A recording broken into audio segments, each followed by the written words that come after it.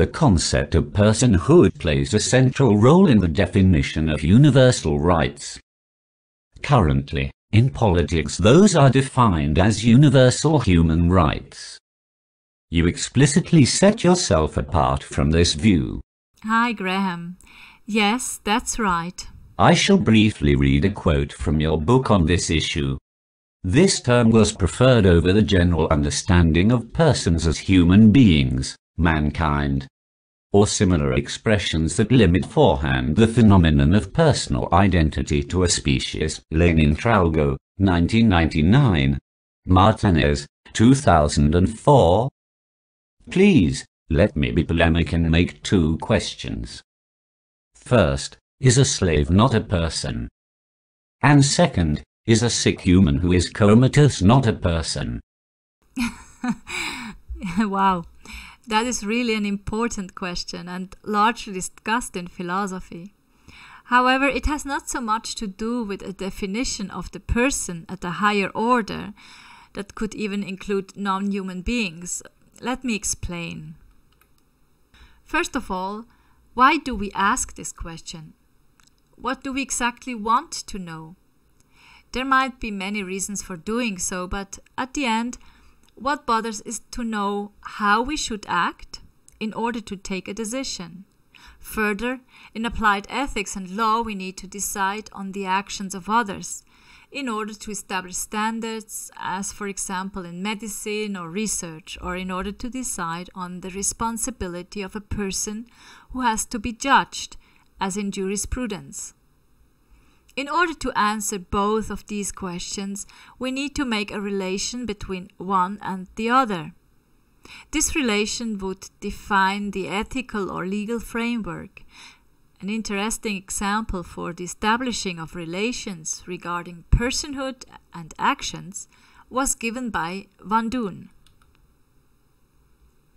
For example, if we want to define if the action on this picture here is a discourse, we would need to know if the monkey and the human are both persons.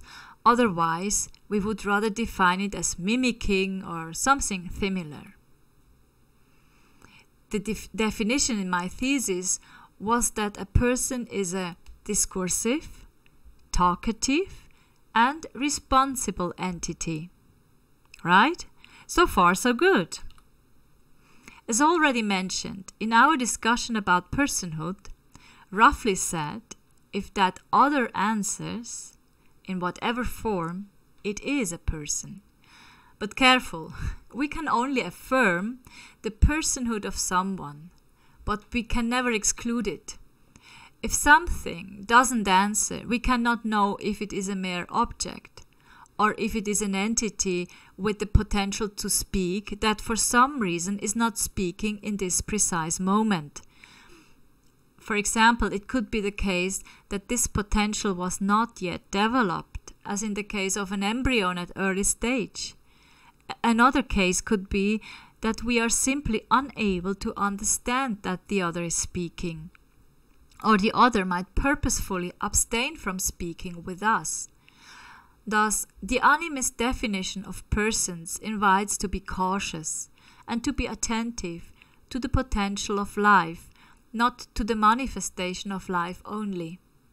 Finally, judgments on personhood can only be made subjectively, based on a universal principle, but not on a universal experience. The encounter between two persons is individual, contextual, and ephemeral. A wonderful example of this was reproduced by Harvey Graham in his book Animism. I quote, "In her Nobel lecture in 1993, Toni Morrison told the story of an old, blind, but wise woman who was visited by some young people bent on proving her fraud. One of them repeatedly asked her, 'Is the bird I am holding living or dead?' Eventually, the woman offered a profoundly animist answer, and one which Morrison devotes the remainder of her lecture. I don't know, she says.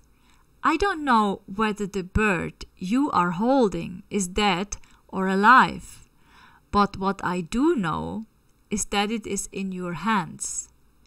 It is in your hands. Oh, that's food for thought. We will probably return to this question in our further meetings again. Thank you. Bye, Graham.